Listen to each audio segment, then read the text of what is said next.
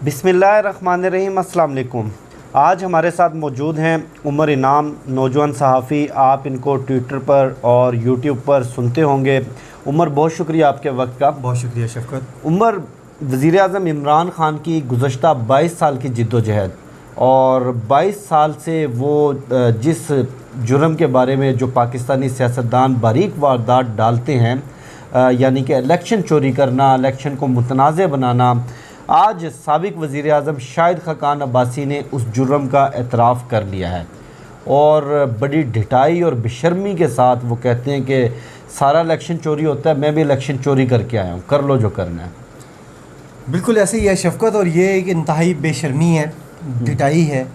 ये अगर किसी महज़्ज़ब मुल्क में जहाँ इदारे, यारियाँ, दोस्तियाँ, रिश्तेदारियाँ इनसे ऊपर होते हैं, ऐसे मुल्क में अगर ये कहते तो ये इनके लिए बहुत बड़ी मुश्किल खड़ी कर देता। ये जो इनका बयान है, ना सिर्फ इनके लिए बल्कि इनकी पार्टी के लिए और उन तमाम लोगों के लिए जिनके ऊपर ये इल्ज़ामात लगे हुए हैं कि वो जीत कर आए हैं धांधली के ज़रिए, करप्शन के ज़रिए, 2 नंबरी के ज़रिए वो जीत कर आए हैं। अब वो मान गए जनाब कि हाँ, हमने धांधली की है, पाकिस्तान में हर इलेक्शन में होती है, अब मैं भी करके आया हूँ, जो करना है कर लो।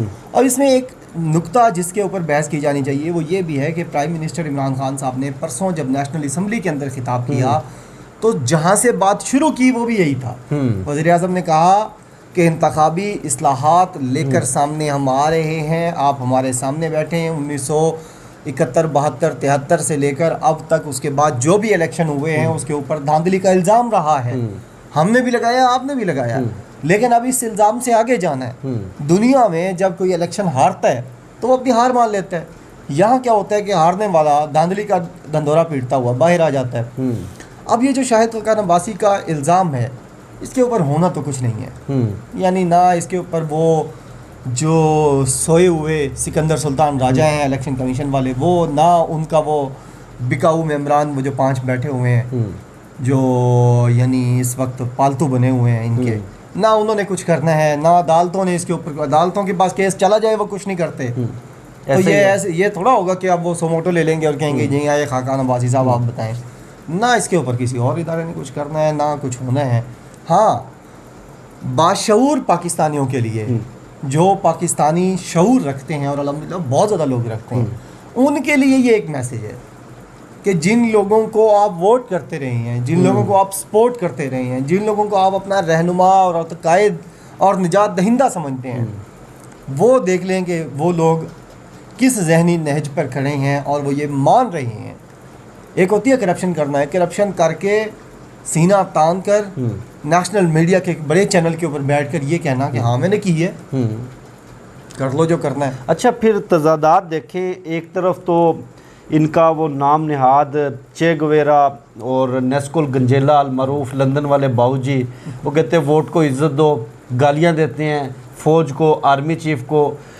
उनका छोटा भाई जो गरीब वालिद का गरीब बेटा है, किसान वालिद का गरीब बेटा, वो उन्हीं आर्मी चीफ़ से ब्रीफिंग लेता है। और इन्हीं का अपना साबिक़ वज़ीर आज़म और पार्टी का नायब सदर वो कहता है कि मैंने इलेक्शन भी चोरी किया है, कर लो जो मेरा करना है। तो ये तजादात, ये ड्रामा, ये क्या है ये सब कुछ? असल में ना शफ़क़त अली कुरैशी, मसला ये है कि इस मुल्क के इदारे करप्ट हो चुके हैं।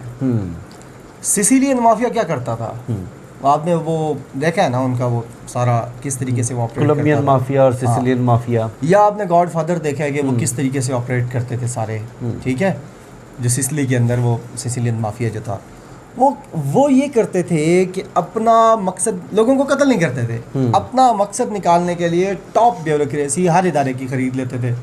चीफ जस्टिस उनकी जेब में होता था, ठीक है, आईजी उनकी जेब में होता था, टॉप ब्यूरोक्रेसी जितनी भी होती थी सबको करप्ट कर देते थे। और जब इदारे करप्ट हो जाएं तो उनके अंदर अच्छाई और बुराई की तमीज़ करना ख़त्म हो जाती है। उनके नज़दीक इलेक्शन जीत कर आना या धांधली कर आना उनके नज़दीक कोई मसला नहीं है। यहाँ मसला ये है जो इमरान खान साहब कहते हैं कि अगर इदारे ठीक हों तो सर फिर किसी की ज़रूरत नहीं है कि इस तरह के बयान दे सके। फिर ये किसी की ज़रूरत नहीं है कि वो बैठ कर आर्मी चीफ और DGI को गालियाँ दे, इनको भी और मौजूदा भी और साबिका जो है उनको भी वो गालियाँ दे।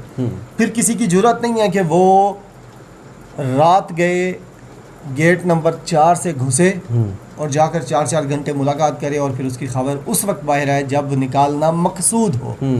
जब खबर निकालना मकसूद हो तो उस वक्त उसकी खबर बाहर आ जाए, उससे पहले ना आए।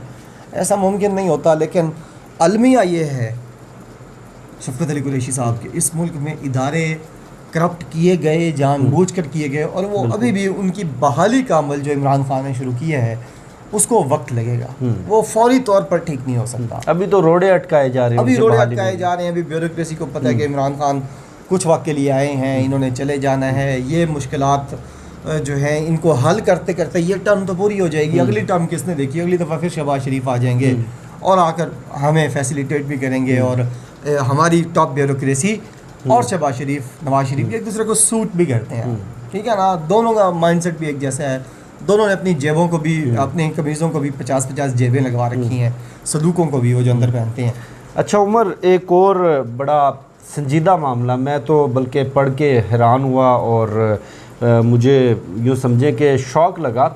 वज़ीर आज़म इमरान खान कल कौमी सलामती कमेटी के इजलास में शरीक नहीं हुए। जैसे कि मैंने भी अपनी वीडियो में बात की, आपके साथ भी डिस्कस हुआ कि उनको नहीं जाना चाहिए था। क्यों नहीं जाना चाहिए था? अपोजिशन ने यही रोने थे, मार दिया, फाड़ दिया, बर्बाद कर दिया, मुकदमे बना दिए, जेल में डाल दिया, माहौल करना चाहते थे कि जो भी गिले शिकवे हैं वो करें।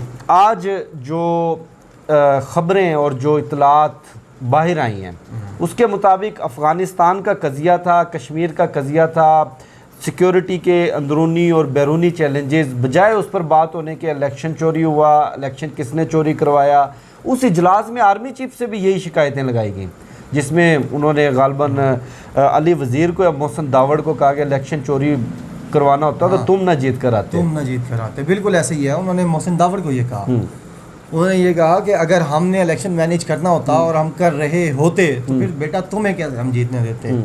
इसका मतलब ये है ना कि हमने कहीं पे इन्फ्लुएंस नहीं किया, हमने उसके अंदर दखल अंदाजी नहीं दी। और शफ़क़त फिर वही घूम कर बात वही आ जाती है कि हमारा पॉलिटिकल कल्चर ही शायद इतना इमेच्योर है कि हम कौमी सलामती की मीटिंग में इलेक्शन की बात करते हैं और जहाँ इलेक्शन की बात करनी होती है, इलेक्शन इस्लाहात की बात करनी होती है, वहाँ बेशर्मों और मैं क्या कहूँ अब, यानी वो चीज़ें रोकनी पड़ती हैं। बेशर्मों की तरह आपको वज़ीर आज़म दावत दे रहे हैं, आपको इंफॉर्मेशन सेक्रेटरी दावत, और इस मरतबा दावत नहीं, रिक्वेस्ट की है, खिलाफ़े तवक्का, रिक्वेस्ट की है कि सर आप बैठें हमारे साथ, हम इन चीज़ों को निकालें ताकि 23 के इलेक्शन में कोई ना रोए। जो हारने वाला है वो बिल्कुल रोए ना, बल्कि वो आके माने, दूसरे को गले लगाए और कहे कि हाँ जी आप जीत चुके हैं, मैं हार चुका हूँ। वहाँ जहाँ वो करना है इंतखाबी इस्लाहात की कमेटी नेशनल असम्बली की, वो वहाँ ये नहीं चाहते। वो इनके पीछे पीछे भाग भाग कर इनसे प्रेसिडेंट ऑफ पाकिस्तान ने रिक्वेस्ट की कि आप आए तो सही, ज़रा सारे आप लोग आ जाएँ, आप इलेक्ट्रॉनिक वोटिंग मशीन देखते हैं, आप आगे उसको देखें, सारा मामला सेट करते हैं। वहाँ ये जाते नहीं और वहाँ बड़े अबू को उनका डंडा पकड़ के बार बार वो जो उनके हाथ में होती है वो स्टिक, जो प्रोटोकॉल स्टिक है, वो बार बार पकड़ के कहते हैं अब वो इलेक्शन हार गए। तो ये एक इमेच्योरिटी है और इसको ख़त्म होना चाहिए आहिस्ता आहिस्ता। इसके ख़ात्मे की तरफ हम जा तो रहे हैं। मैं दुआ करता हूँ कि पाकिस्तान में सही तरह, जिस तरह सहाफ़ियों को काम करना चाहिए उस तरह आप और हम करें, जिस तरह ब्यूरोक्रेसी को सही तरीके से करना चाहिए ब्यूरोक्रेसी करें, जो सियासतदानों का काम है वो सियासतदान करें, और जो इन स्टिक वालों का काम है, बैजेस वालों का, ये करें। बहुत शुक्रिया उमर आपके वक्त का। मुझे शफ़क़त अली को और उमर इनाम को दीजिए इजाज़त। इंशाल्लाह फिर नेक्स्ट वीडियो में मुलाकात होगी। पाकिस्तान जिंदाबाद।